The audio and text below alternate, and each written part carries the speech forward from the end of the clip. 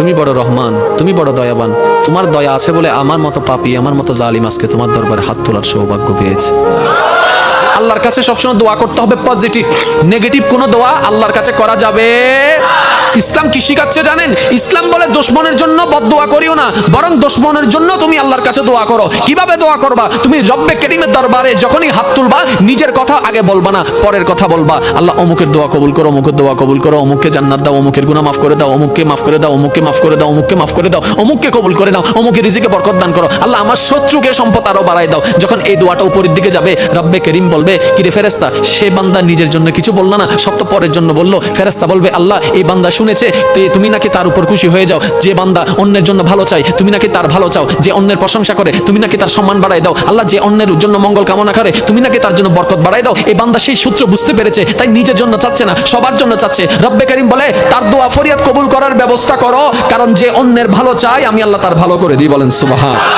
মনে রাখবেন, আল্লাহর কাছে চাইতে হবে হালাল জিনিস, হারাম জিনিস নয়। আপনি যদি আল্লাহকে বলেন, রব্বে করিম আমার দুশমনের ফাঁকটা লেঙ্গা করে দাও, হবে? প্রত্যেকটা কিছু একটা টেকনিক আছে না নাই? এবার বলেন, আল্লাহর কাছে পাওয়ার মাধ্যম কি? দোয়া। আল্লাহর কাছে পাওয়ার মাধ্যম কি? এবার আমরা দোয়া করি যে আল্লাহুম্মা আমিন। ফেরেশতা হতে কেঙ্গর হতে এটা হতে আমি দোয়া করি দিই। ওদিন দোয়া হইলে ডাকাতি কি? এটা যদি দোয়া হয় ডাকাতি কি? সব দোয়া করে দিতে। আর আল্লাহ ইয়ন্দ ইয়ন্দ ইয়ন্দ ইয়ন্দ ইয়ন্দ ইয়ন্দ ইয়ন্দ এন ভাবে লিস্টি হতে জানিতে দোয়ানত গিয়ে বাজারত দ দ। এরকম হাজার বছর দোয়া করলে লাভ হবে? সব দোয়া বাদ দেন, একটা দোয়া করেন না, রব্বে করিম তুমি বড় রহমান, তুমি বড় দয়াবান, তোমার দয়া আছে বলে আমার মতো পাপী, আমার মতো জালিম আজকে তোমার দরবারে হাত তোলার সৌভাগ্য পেয়েছে। আল্লাহ তোমার দয়া আছে বলে আজকে আমি এখানে বসতে পেরেছি। আল্লাহ তোমার কাছে আমার একটা ফরিয়াদ। তখন আল্লাহ জিজ্ঞেস করবে, কি রে এত মায়া করে কথা বলতেছে, আমার কিছু লাগবে?